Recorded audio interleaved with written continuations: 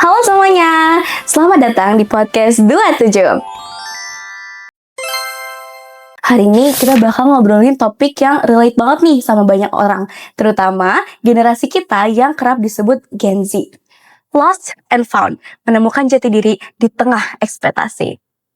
Nah, kita sadar nggak sadar, kita sering kali nih ngerasa tersesat di dunia yang terus-menerus punya tuntutan akan diri kita. Mulai dari lingkungan keluarga, di rumah loh ya, di sekolah, bahkan media sosial yang dimana nggak semua orang di dalamnya itu kita kenal. Nah, sebenarnya itu wajar nggak sih guys? Terus gimana caranya kita bisa menemukan jati diri kita di tengah itu semua? Oleh karena itu, Podcast 27 mengundang tamu spesial, yaitu guru sosiologi yang sudah melakukan banyak studi tentang perkembangan identitas dan juga dinamika sosial. Oleh karena itu, langsung saja kita undang Bapak Sofyan SMM. Assalamualaikum. Waalaikumsalam Bapak. Gimana Kesha ya kabarnya? Iya Pak. Boleh Pak, sebelum kita ngobrol lebih lanjut nih Pak, boleh kan Bapak perkenalan dulu nih ke pendengar kita Bapak. Ini siapa, ngajar di mana, latar belakangnya seperti apa? Oke, baik. Perkenalkan, nama Bapak Sofyan. Kemudian saya mengajar di SMA N27 Jakarta, bidang studi sosiologi. Kemudian saya mengajar di SMA 27 sudah 2 tahun kurang lebih, gitu ya. Baru ya Pak? Iya. Walaupun sebelumnya sudah beraktivitas di beberapa tempat yang lain, ya pernah menjadi kepala sekolah di beberapa sekolah ya, baik di SD ataupun di SMP, yang kurang lebih sekitar mungkin hampir 18 tahunan, begitu. Dan alhamdulillah juga saat ini saya menjadi Ketua MGMP Sosiologi Jakarta Pusat II dan Sekretaris MGMP Sosiologi DKI Jakarta. Masya Allah, keren sekali ya Mas Sofyan ini. Sungguh kesempatan yang hebat ya Pak bisa mengundang Bapak dalam podcast kali ini. Oke Pak, kita mulai dari yang paling dasar dulu aja kali ya Pak. Kan Bapak guru sosiologi nih Pak. Ya. Sebenarnya dalam pandangan sosiologi nih Pak, ekspektasi sosial itu apa sih Pak? Jadi ekspektasi sosial itu adalah sesuatu yang ingin kita jadikan standarisasi dalam kondisi sosial kita. Misalnya gitu, mungkin kita ingin menjadi sesuatu yang kita inginkan gitu. Misalnya seperti kamu, tentunya dalam konteks kehidupan sosial kamu di sekolah, kan kamu ingin mencapai sesuatu ya, yang kita sebut sebagai ekspektasi itu tadi. Misalnya kamu ingin menjadi siswi terbaik di sekolah ini gitu, atau mungkin suatu saat ke depan kamu ingin menjadi mungkin masuk ke dalam kampus atau universitas yang kamu inginkan. Jadi ada ekspektasi yang dimana itu mungkin secara sosial itu dilihat gitu. Sehingga kita perlu mencapai itu. Jadi kayak patokan gitu ya Pak? Betul. Oh, berarti ekspektasi itu nggak selamanya buruk ya Pak? Betul, nggak selamanya buruk gitu. Kadang ekspektasi itu kan memang karena memang menjadi patokan, ya tentunya memang harus ada upaya yang sangat luar biasa gitu. Ya, jadi nggak kenapa ekspektasi itu dikatakan tidak semuanya buruk. Ya karena memang dalam kehidupan kita harus mencapai sesuatu, harus ada orientasi yang harus kita kejar, gitu. Ya jadi kenapa ekspektasi itu baik yang harus kita tetapkan gitu di dalam kehidupan kita sebagai sebuah dorongan atau motivasi yang kuat dari kita untuk bisa mencapai itu, gitu. Gitu ya Pak. Nah sekarang kita udah mulai masuk ke kasus-kasus nih Pak. Yeah. Kasus-kasus yang seringkali para remaja tuh apa ya Pak, rasain gitu Pak di kehidupan sehari-hari mereka. Sekarang tuh banyak remaja, bukan sekarang sih Pak, mungkin beda-beda kan, orang-orang beda-beda ya, waktu fasenya beda-beda. Banyak beberapa orang tuh ngerasa, aduh saya bingung nih sebenarnya saya ini siapa sih, saya bisanya apa, atau sebenarnya saya berarti nggak sih buat hidup di dunia ini. Nah fase kayak gitu itu dalam sosiologi namanya apa Pak? Dalam sosiologi ya itu namanya adalah fase bagaimana diri kita mengalami pertumbuhan dan perkembangan gitu ya. Artinya setiap fase itu dalam kehidupan itu memang pasti ada ada sesuatu yang mungkin berbeda-beda gitu, dan dalam setiap perkembangan misalnya seperti ketika kamu di SD gitu kan, pasti kan ada apa eh, kegiatan-kegiatan yang berada di fase itu gitu ya. Dan tentunya ketika masuk ke fase SMP itu tentunya akan berbeda-beda. Begitupun juga ketika masuk ke SMA sampai dengan selanjutnya. Tentu akan mengalami kegiatan atau kondisi yang berbeda-beda. Nah, itulah dari setiap fase itu bagaimana nanti kita menyikapinya yang terpenting adalah. Jadi jangan sampai ketika perkembangan fase seseorang misalnya kemudian ya namanya dalam proses perkembangan pasti kan tidak semuanya mengalami hal yang mudah ya.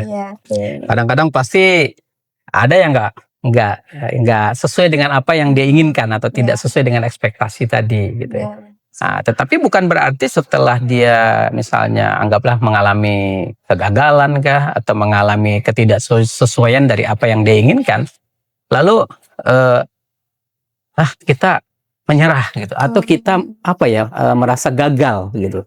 Karena dalam proses kehidupan itu terutama dalam konteks kita sebagai makhluk sosial, ketika kita tidak tidak menyerah gitu atau tidak membiarkan bahwa kita berhenti karena hanya ada sesuatu yang mungkin kita anggap sebagai penghambat, lalu kemudian saat itu kita menyerah, maka di saat itulah kita stuck atau tidak bisa mengembangkan diri kita. Padahal kan dalam proses kehidupan itu nggak semua tuh orang tuh kadang sesuai dengan apa yang dicita-citakan, tetapi mungkin Tuhan punya jalan gitu dalam memberikan arah kemana mungkin dia yang bisa jadi itu menjadi destininya dia gitu ya. Sehingga akhirnya atau sesuatu yang ingin dia capai itu bisa jadi di tempat yang lain. Yang terpenting adalah tadi tidak menyerah, tidak merasa bahwa kegagalan yang dia rasakan pada saat itu atau pada saat ini gitu ya, itu sebagai penghenti langkah dari apa yang dia ingin capai. Saya misalnya gitu, saya ngerasa dulu mungkin gitu, saya pengennya ini gitu, ya, di titik ini gitu ya. Tetapi bapak saya atau orang tua saya punya keinginan seperti ini. Nah, mungkin ada hal yang di situ tidak ketemu ya. Tapi kemudian saya jalani itu gitu ya. Saya ikuti semua polanya, saya rasakan. Walaupun misalnya ada yang tidak pas, tidak serk di diri saya gitu pada saat itu. Tetapi pada saat itu satu hal yang saya yakini adalah kayaknya doa orang tua saya itu bisa jadi penyebab saya itu sukses gitu. Pada saat itu ya, pada saat itu. Lalu saya jalani itu dengan ikhlas pada saat itu. Ya, saya ikuti semuanya gitu ya. Ya mungkin akan berbeda dengan mungkin gen kamu yang ada pada saat ini, Gen Z ya. Yang mungkin punya obsesi yang sangat kuat gitu. Pengennya jadi apa. Kadang suka berbentrokan sama orang tua. Tetapi yang saya rasakan dulu ya begitu. Memang pada saat itu mungkin tidak sesuai dengan keinginan saya. Tetapi kemudian ya karena memang ada motivasi dari diri saya harus berhasil. Walaupun saya nggak berhasil di posisi ini, saya mungkin bisa berhasil di posisi yang lain gitu. Dan ternyata Tuhan memberikan jalan yang luar biasa. Allah tuh memberikan jalan yang luar biasa pada saat itu pada saya. Sehingga hikmahnya ketika saya jalani itu, saya tekuni, alhamdulillah gitu. Akhirnya semua seperti puzzle yang terbuka satu demi satu. Oh begini toh ya jalan Tuhan gitu memberikan arah kepada saya. Gitu. Dan alhamdulillah gitu ya. Ya step by step bisa saya langkah dengan tentunya baik gitu. Semua proses itu.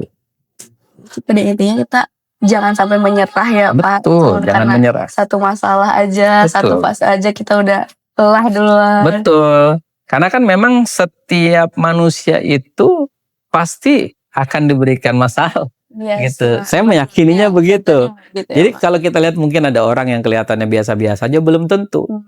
Pasti dia juga punya masalah. Cuma bagaimana dia menyikapi masalah yang dia miliki. Gitu. Apakah dia menyikapinya dengan ketenangan? Apakah dia menyikapinya dengan prasangka yang baik? Atau dia menyikapi semua masalah-masalah yang timbul itu sebagai sebuah batu loncatan gitu ya. Karena tidak sedikit orang yang ketika menyikapi masalahnya dengan yang saya sampaikan tadi, itu mereka bisa melejit, bisa melesat gitu ya. Bahkan bisa mengurai setiap permasalahan itu. Dan hebatnya suatu saat ketika mereka menemukan permasalahan-permasalahan yang mungkin dianggap oleh orang lain berat, tetapi karena dia pernah terbentur dengan sekian banyak permasalahan itu, ternyata akhirnya membuka pemikirannya gitu bahwa oh ternyata dulu yang pernah dirasakan orang itu pernah saya rasakan dan sudah saya lewati. Sehingga akhirnya kemudian kita menemukan trik, kita menemukan cara, kita menemukan solusi-solusi sendiri dalam hidup kita. Gitu. Sehingga setiap apapun masalah yang ada, kita bisa mencari penyelesaiannya. Gitu. Iya, masuk akal ya Pak. Berarti wajar sebenarnya Pak kalau misalnya sometimes kita ngedown atau kita ngerasa hilang arah. Ya, wajar. Wajar sekali. Karena kan tadi memang dalam setiap proses kehidupan kita pasti akan menemukan masalah. Nggak mungkin kita nggak menemukan masalah gitu. Bahkan mungkin kawan-kawan kita atau siapapun orang yang kita anggap tadi yang seperti saya ceritakan, orang-orang yang kalem gitu, tenang, siapa kita nggak tahu kan, dia bisa jadi punya masalah gitu. Cuma memang penyikapannya dalam menghadapi masalah. Kalau misalnya orang down, saya pikir sebuah hal yang wajar, ya. Karena dalam proses kehidupan tidak semuanya menyenangkan, gitu kan tadi. Dalam setiap kehidupan tidak semua yang kita ingin raih itu pasti dengan mudah kita dapat. Ya, bahkan dalam setiap kita belajar saja kan pasti kita akan menemukan soal yang sulit, soal yang mudah gitu kan. Soal yang mudah itu karena mungkin kita telah melewati fase sulitnya sehingga kita menganggap soal itu mudah, tetapi untuk orang lain mungkin itu sulit. Gitu. Nah, seperti itulah kita juga dalam menghadapi masalah. Ya, ketika kita ngeliat masalah terus kita terjatuh, ya bangun lagi. Lalu kemudian kita belajar dari kesalahan yang ada dan kemudian mudah-mudahan tidak mengulangi kesalahan-kesalahan yang ada, memperbaiki sesuatu, ya sehingga kita bisa menemukan solusi yang pas buat diri kita dalam mengurai permasalahan kehidupan kita. Gitu ya Pak. Oke. Berarti selanjutnya nih Pak, kalau misalnya kita lagi ada problem nih, kita lagi ngedown, tapi namanya lingkungan kita kan nggak semua orang kan paham ya Pak. Mereka tetap punya ekspektasi nih akan diri kita. Mereka tetap punya harapan kalau kita tuh ini ibarat kata ya, misalnya harapan orangnya kita ini semangat terus atau kita senyum terus. Nah, dalam keadaan lagi ngedown itu kita ngehadapinnya itu harus kayak gimana ya Pak yang baiknya?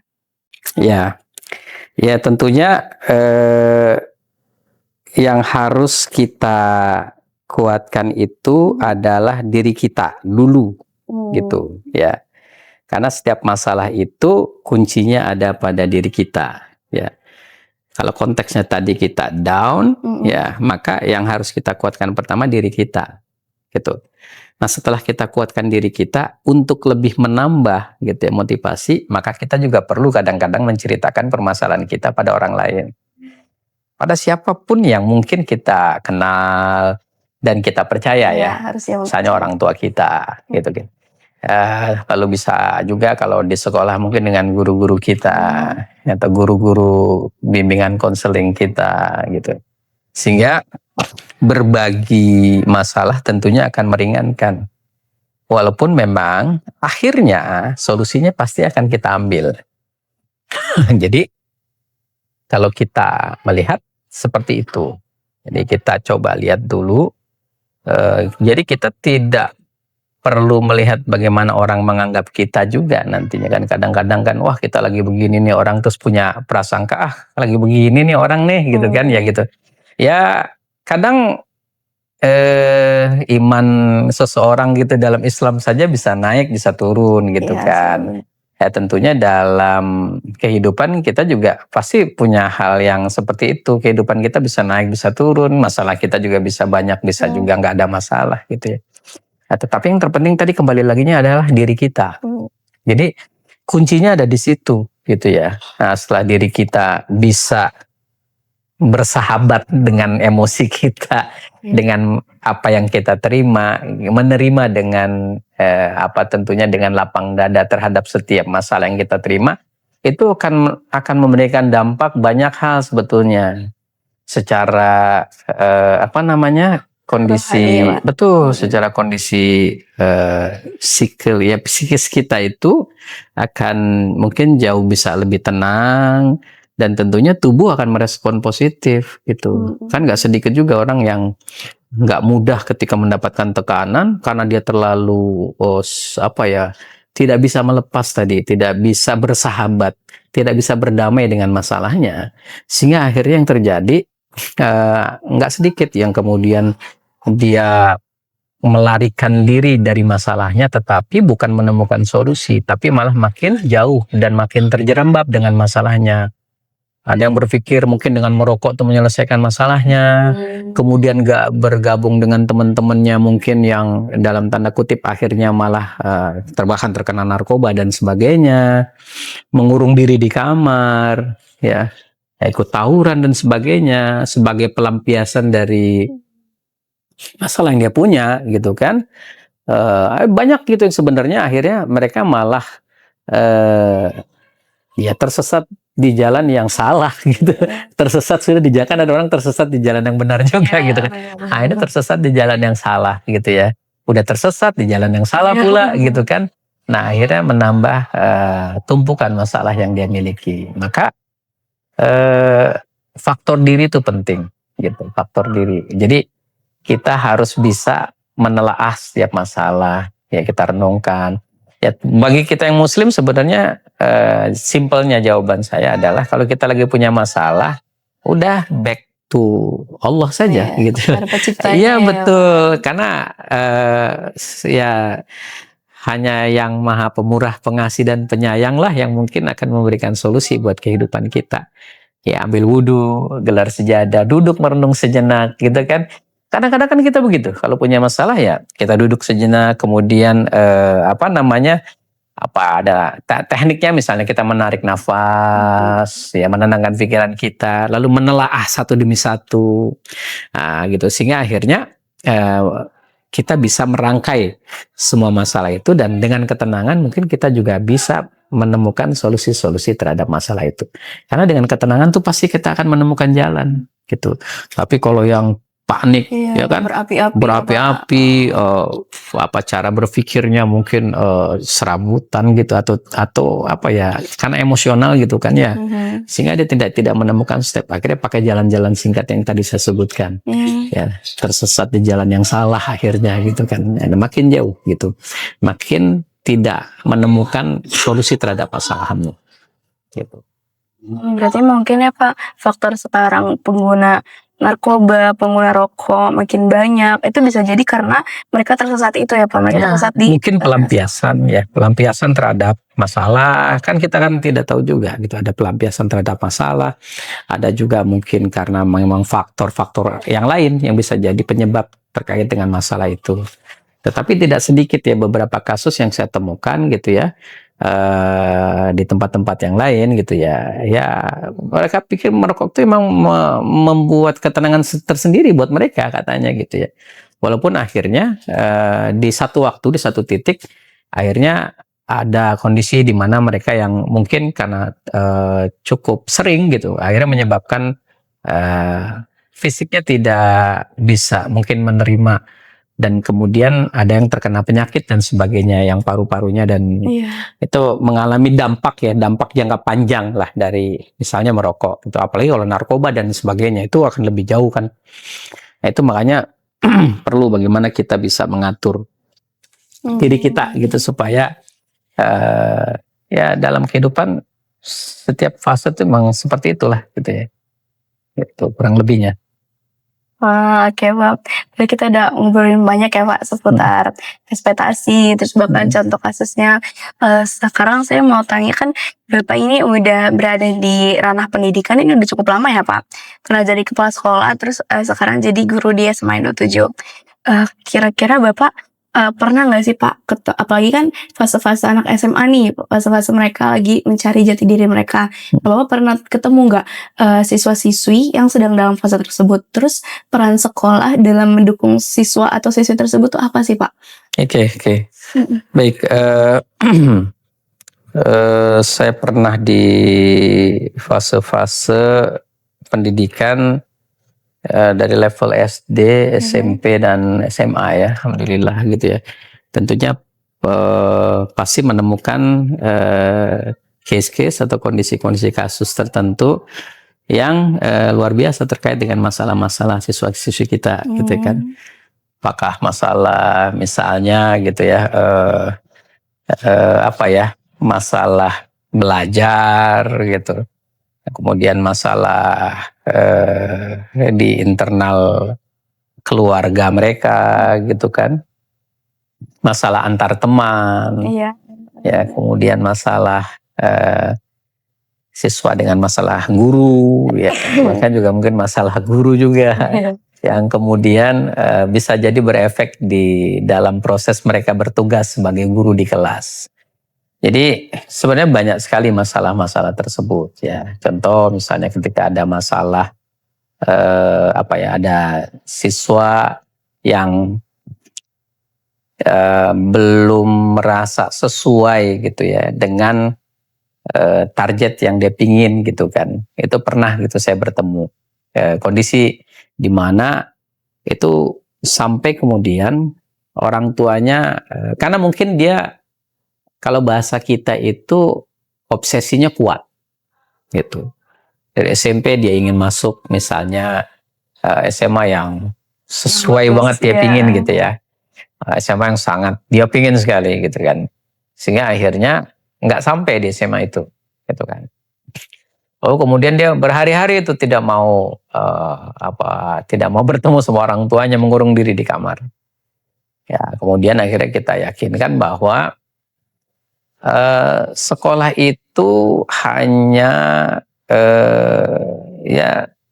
satu lembaga gitu ya, yang tujuannya adalah membentuk kita dari sisi kognitif ya, kepahaman, kemudian juga sisi akhlak kita, sisi motivasi kita, dan sisi-sisi lain yang tentunya diharapkan kita nanti ketika kita menghadapi dunia nyata atau dunia luar itu kita siap gitu kan.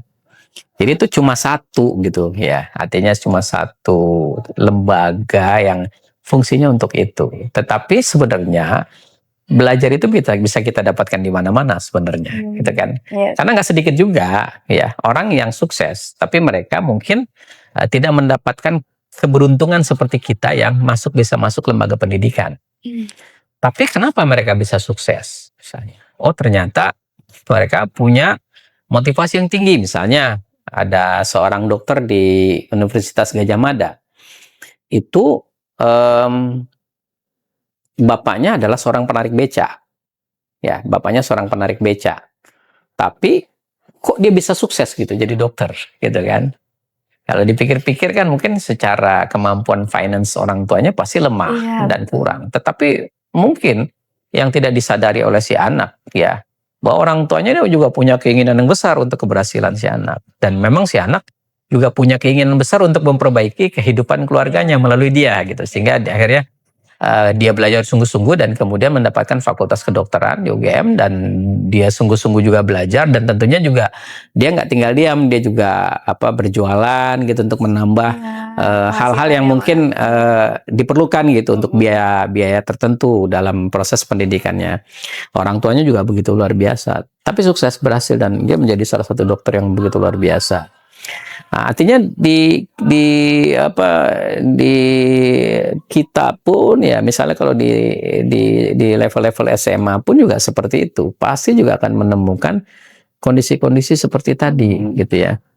Ya bisa jadi kan banyak hal tuh, misalnya kan anak yang tadi punya obsesi yang bagaimana. Nah itu peran dari kita itu tentunya harus mengarahkan gitu. Jadi jangan sampai kalau misalnya tadi kalau kita nggak arahkan gitu, kayak contoh siswa saya tadi yang SMP, mungkin dia akan terus mengurung dirinya di kamar. Maka perlu menjadi pendengar yang baik terhadap permasalahan, perlu ikut serta mendampingi. Misalnya nih, kalau misalnya kamu coba pilihannya A, nggak bisa A, kamu harus punya plan B. Nggak ada plan B, harus ada plan C. Nggak ada plan C, harus ada plan D. Nggak ada plan D, harus ada plan E. Dan selanjutnya gitu. Sama seperti mungkin teori air mengalir lah gitu ya. Kalau air mengalir itu kan kalau misalnya dia nggak menemukan jalan satu, dia pasti kan mengalir ke jalan yang lain, dan terus dia akan mencari jalan sampai ke tujuannya dia. Nah, itu perlu pendampingan, perlu pembimbingan, perlu peran orang tua yang juga berdiskusi, karena kan memang nggak bisa juga sepenuhnya menjadi peran sekolah gitu kan. Peran sekolahnya mungkin pada saat ini anggaplah itu dimotori oleh guru-guru BK. Akan tetapi jauh lebih optimal jika itu bisa dilakukan oleh semua guru. Jadi kalau semua guru berperan, guru BK-nya juga berperan, kepala sekolahnya berperan, semua berperan. Wah, saya yakin gitu anak-anak itu akan optimal apa namanya motivasi dan kesempatan yang dia miliki gitu untuk dia mencapai ekspektasi tadi yang dia inginkan atau hal-hal yang menjadi target yang dia inginkan. Sehingga dari pembimbingan-pembimbingan tersebut, pengarahan-pengarahan tersebut, ya terutama juga dari internal di rumah ya, orang tua dari mereka itu juga bisa menjadi mitra sekolah yang baik gitu ya. Jadi orang tua tuh juga nggak sekedar nitipin anak terus kemudian udah anaknya ditinggal gitu ya, seolah-olah ini sudah jadi tugasnya guru lah ya. Nggak seperti itu, semua harus berkolaborasi. Guru yang baik ya, yang mau mendengar siswa, yang mau mengarahkan siswa, yang kemudian juga mungkin bisa jadi memberikan advice gitu ya, yang ini kayaknya kamu bagusnya ke sini, ini kayaknya kamu harus begini, kalau kamu punya masalah kamu harusnya begini. Nah, ditambah penguatannya tadi sama guru-guru BK ya kan, dikuatkan lagi di rumah sama orang tuanya. Wah, saya yakin anak-anak kita akan terbentuk ya, betul, Pak. terbentuk anak-anak yang selalu termotivasi dan selalu bisa mencari jalan keluar terhadap semua masalah yang dia punya. Walaupun tidak tercapai apa yang dia capai, tapi dia akan terus mencari solusi gitu. Betul. Setidaknya dia tidak menyerah ya, Pak, karena Betul. semuanya karena dia tahu semua mendukung dia. Iya, betul. Oke. Boleh dong, Pak. Bapak kan maksudnya Bapak kan udah hidup lebih lama nih ya dari saya. Bapak udah lebih banyak pengalamannya. Bolehlah Pak kasih tips nih ke pendengar kita yang mungkin lagi ngerasa lost nih, Pak, atau mungkin tadi ngerasa, duh saya lagi hilang arah, saya lagi capek, malah ngerasa bersalah, padahal nggak apa-apa ya, Pak, tadi. Nah, boleh deh Pak kasih tips ke para pendengar kita yang mungkin lagi ada di fase seperti itu. Baik, buat teman-teman pendengar yang luar biasa, ingat gitu ya, bahwa kehidupan yang kita lalui ini semua sudah diatur oleh Tuhan ya, Allah Subhanahu wa taala. Tugas kita mudah ya. Kita jalankan hidup ini dengan sungguh-sungguh ya. Kita jalani hidup ini dengan optimisme. Jangan menyerah dalam setiap keadaan kita, karena memang Tuhan memilih kita untuk lahir di dunia ini sebagai seorang pejuang. Kenapa jadi seorang pejuang? Kalianlah yang menjadi pejuang dari sekian benih yang masuk ke dalam rahim ibu kalian. Kalianlah satu yang terpilih dari jutaan benih tersebut. Maka kalian telah lahir menjadi seorang pejuang yang hebat, yang kemudian dititipkan oleh orang tua kalian di dalam rahim ibu kalian. Dan kemudian kalian dilahirkan juga oleh seorang pejuang yang bernama ibu, yang lahir penuh darah dan air mata, yang akhirnya kemudian lahir kalian semua menjadi anak-anak yang hebat, menjadi putra-putri yang luar biasa, yang dididik, dibentuk sedemikian rupa. Semua terbentuk dengan luar biasa.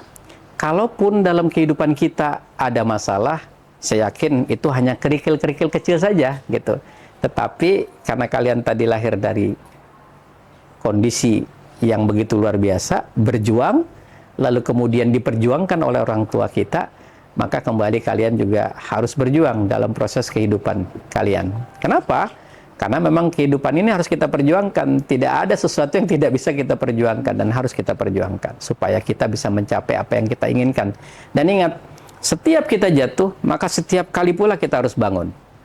Jadi jangan sampai ada orang yang kemudian membuat kita menyerah, karena tidak sedikit juga orang-orang yang mungkin yang berharap kita menyerah. Tetapi ingat, setiap ada orang yang menginginkan kita menyerah, maka di saat itulah kita harus memacu diri kita, harus lebih kuat, lebih tough ya dalam menghadapi setiap permasalahan dalam kehidupan kita. Karena setiap masalah itu bumbu. Kalau bumbu itu kalau dalam makanan pasti enak, karena kita butuh bumbu itu. Betul. Kalau kehidupan flat-flat saja kayaknya tidak mungkin. Maka ya tadi saya katakan, ya kita nikmati saja ya seluruh proses kehidupan kita ini, dan nantikan hadiah-hadiah Tuhan ke depan. Dan jangan lupa kuatkan terus motivasi dalam kehidupan kita agar setiap masalah yang kita terima harusnya menjadikan kita sebagai makhluk yang terkuat. Kenapa? Karena Tuhan menitipkan bumi dan sisanya ini kepada manusia sebagai khalifah katanya, dan kita harus menjadi manusia yang seperti itu. Keren banget Pak tipsnya. Oke, teman-teman, dari tema atau topik hari ini kita udah dapat banyak banget insight, udah dapat banyak ilmu ya Pak. Tadi kita diskusi mengenai banyak hal, dari mulai ekspektasi sosial, bahkan tadi ada kasusnya, dan juga ada juga cara bagaimana kita bisa menghadapi ekspektasi sosial tersebut, atau cara bagaimana dari diri kita terlebih dahulu deh kita mengendalikan diri kita. Bapak, kira-kira Bapak kan pernah nih Pak, mungkin pernah mengalami fase-fase tersebut, mengalami fase Bapak bingung ini arahnya kemana, atau Bapak ngedown. Itu prinsip yang terus-menerus Bapak terapkan supaya jadi nih seperti diri Bapak yang sekarang, itu apa Pak? Ya, saya pun pernah mengalami fase itu gitu ya. Fase dimana ketika pada saat itu saya menginginkan, misalnya saya pingin kuliah seperti misalnya masuk di kedokteran lah misalnya, awalnya begitu, atau di bidang itu, karena dulu saya SMA-nya di IPA ya, di IPA ya. Tapi kemudian di proses perjalanannya memang tidak seindah yang saya ingin juga pada saat itu gitu ya. Orang tua saya mungkin punya pikiran yang berbeda gitu kan. Saya juga pernah down gitu ketika di sekolah gitu ya, di SMA bahkan itu pernah down juga gitu. Pernah mengalami fase di mana saya membenci pelajaran matematik gitu kan. Tapi kemudian saya ketemu guru yang tepat, guru muda tuh, saya masih ingat namanya sampai saat ini. Iya, boleh di-spill nggak? Boleh Pak, boleh. Mungkin mau salam sekalian. Oh gitu. Oh, Pak Ridwan yang hebat. Terus saya masih ingat nama beliau, guru muda yang sangat luar biasa. Dapat salam yang Pak Sofyan. yang mengajarkan saya sampai saya itu mencintai matematik. Oh. Gitu. Dan di tangan beliau lah kemudian saya merasa pelajaran matematik itu begitu menyenangkan gitu pada saat itu. Menemukan titik menyenangkannya. Betul. Karena kebanyakan Artinya orang nggak suka ya Pak. Ada motivasi yang ditanamkan guru saya tadi ya, soal tidak menyerah itu gitu ya. Ya kebetulan ya banyak hal lah, karena memang pada saat itu kan kita sedang remaja ya, berproses di SMA tuh. Kemudian banyak diberikan motivasi gitu bahwa pelajaran matematika itu memang tidak sulit gitu kan. Dia berikan trik banyak lah gitu ya, sampai kemudian saya termotivasi gitu. Terus ketika tadi kuliah tuh saya nggak menemukan misalnya apa yang saya pingin gitu, sesuai dengan apa yang saya harapkan gitu. Ya tentunya kan ada orang yang misalnya kemampuan finance-nya oke gitu. Pada saat itu mungkin saya termasuk yang finance-nya belum oke lah gitu ya. Nah, sehingga akhirnya tidak mencapai yang saya pingin gitu. Tetapi ketika saya masuk kuliah gitu, saya tuh sempat mengalami 1 tahun itu saya kebingungan dengan ini kuliah ini kayaknya nggak cocok banget buat saya gitu kan. Tapi setelah itu saya menyadari gitu bahwa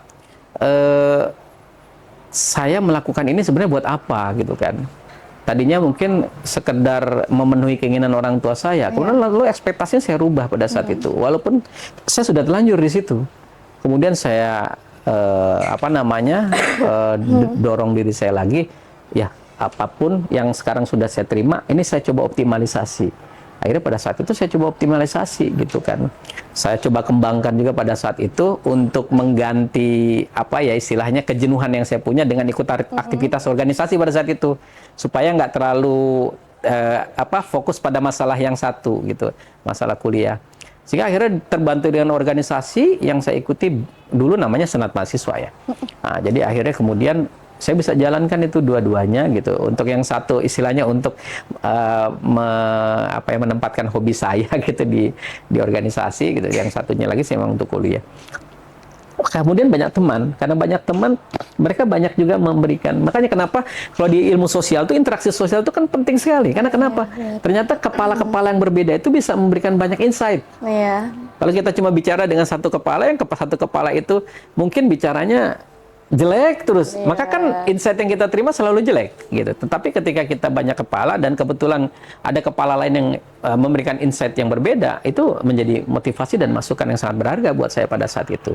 Sehingga akhirnya saya banyak berubah gitu. Saya banyak berubah pada saat itu. Terutama tadi kembali ke motivasi diri. Iya. Saya mulai merenung gitu. Terus kalau saya biarkan ini hancur, saya ulang lagi semua dari awal, belum tentu. Udah, kalau bahasa saya akhirnya pada saat itu sudah jadi bubur nih, ya sudah, tinggal tambahin kecap, tambahin kacang, tambahin sate, enak ya kayaknya gitu. Nah akhirnya saya rubahlah konsep pemahaman saya pada saat itu. Ya udah, waktu itu saya belajar di akuntansi, awalnya tuh akhirnya saya geluti dengan sungguh-sungguh, alhamdulillah lulus. Saya dapat teman-teman terbaik yang banyak memberikan dorongan. Makanya penting gitu punya teman tuh yang punya apa ya istilahnya baik gitu lah betul, untuk kitanya. motivasi positifnya cukup kuat gitu ya. Artinya hawa positifnya baik gitu. Sehingga ketika kita punya masalah kita akan banyak terbantu gitu ya. Tapi kan kadang kalau yang tadi saya bilang, kalau punya pas kawannya yang mungkin bawaannya itu negatif, sebaliknya itu kan membuat kita juga semakin turun gitu. Nah, itu semua proses itu saya lalui gitu. Tapi satu yang tadi saya yakini bahwa tadi apapun nih gitu yang dikasih sama Tuhan tuh ya kayak tadi bubur, ya udah kita nikmati saja gitu. Sehingga akhirnya proses perjalanan hidup saya tuh ya lucu lah tadi ya, banyak betul banyak turun. Ya betul, banyak polisi tidurnya lah gitu ya. Ya sehingga satu persatu, tapi kemudian karena sering ketemu masalah tadi, saya merasa jadi tahu, kalau kayak gini saya ngerti ini mesti ngadepinnya begini gitu. Kayak kalau ketemu masalah kayak gini, saya udah tahu nih pernah kayak begini gitu. Lama-lama ada polanya ya, Pak. Betul, ketika polanya kita udah tahu, kita akhirnya juga punya jawabannya. Karena punya jawabannya, kita jadi orang yang lebih jadi kayak experience problemnya jadi maksudnya experience problem itu bukan orang banyak masalahnya, terlalu berpengalaman terhadap masalah, bukan, tetapi karena memang bentukan masalah terlalu banyak, akhirnya saya juga punya harusnya solusinya begini. Tapi tadi ya asalnya dari kita, positive thinking kita terhadap masalah. Jadi masalah tuh jangan dibebanin terus di kepala kita. Jadi kita olah aja masalahnya gitu. Jadi makanya tadi saya bilang kalau ada masalah ya jangan langsung stres. Gitu, jangan langsung stres gitu. Tenang dulu, kita pikirkan masalahnya apa. Lalu kita boleh cari pengalihan dengan mungkin diskusi tadi dengan teman, guru dan sebagainya yang kita percaya, sehingga bisa memberikan energi positif ya buat kita kayak gitu. Jadi itu proses kehidupan yang luar biasa, dan alhamdulillah tuh sampai sekarang gitu ya. Saya juga pasti kan di keluarga ada masalah juga, tetapi tadi bagaimana kita mengolah masalah itu menjadi sesuatu yang baik, ya kan? Karena memang nggak mungkin nggak ada masalah gitu, pasti ada masalah dalam kehidupan. Tapi tadi setiap masalah adalah bagaimana seni mengolah masalah itu yang bisa kita ciptakan gitu. Coba, kayaknya saya keasikan nih ngobrol sama Bapak. Ya Bapak cerita 2 jam juga saya dengerin. Kalau gitu, terakhir dari saya janji. Bapak boleh nggak kasih pesan-pesan singkat aja nih buat para pendengar podcast 27 kita yang berhubungan sama tema kali ini. Oke, baik pemirsa podcast 27 yang luar biasa. Ya, satu hal yang harus kita yakini, kalau ini selalu saya pegang gitu ya. Di Quran itu ada kalimat yang luar biasa ya. Innamal usri yusron. Fa innamal usri yusron. Itu kalimat itu selalu saya pegang. Setiap ada kesulitan pasti ada kemudahan. Dan setiap ada kesulitan 2 kali itu disebutkan. Kalau sesuatu sudah disebutkan 2 kali, Tuhan itu sedang meyakinkan kepada kita bahwa, kalau bahasa anak muda nih, nggak usah khawatir. Kalau Anda punya masalah, pasti ada solusinya. Jadi seperti itu. Jadi apapun masalah kita, pasti ada solusinya. Betul banget ya teman-teman ya. Boleh Pak tepuk tangan lo dong Pak. Oke teman-teman, jadi Pertama, tentang ekspektasi sosial. Ekspektasi itu tidak sepenuhnya harus menekan teman-teman. Itu bagaimana teman-teman mengolah cara pikir teman-teman supaya ekspektasi itu bisa dijadikan motivasi. Dan terus, untuk tidak menyerah ya Pak. Tidak menyerah, jangan membandingkan diri kita sendiri dengan orang lain. Karena kan perjalanan hidup, bahkan dari kita lahir aja, itu kan nggak semua orang kan kita sama kan lahirnya barengan gitu kan. Jadi perjalanan kita semua orang juga nggak bisa kita bandingin. Nah terus sebagai penutup nih terakhir, paling aku mau berdoa aja semoga para pendengar podcast 27 yang lagi ada di fase lost nih, bingung akan jati diri aku atau bahkan lagi ngerasa aku worth it gak ya sebenarnya buat hidup. Nah teman-teman jangan khawatir, tetap semangat, jangan pernah menyerah karena yang namanya masalah itu wajar dan pasti akan dihadapi setiap individu. Semoga teman-teman yang sedang dalam fase itu akan cepat-cepat masuk ke dalam fase found atau menemukan jati diri asli teman-teman. Boleh Pak, kita say bye kali ya Pak bareng-bareng ke para pendengar kita. Jadi nanti saya hitung Pak. Terus nanti kita bilang bareng-bareng sampai jumpa di episode podcast 27 selanjutnya. Oke. Siap Pak? Siap. Oke, 1, 2, 3. Sampai jumpa di episode selanjutnya podcast 27. Dadah.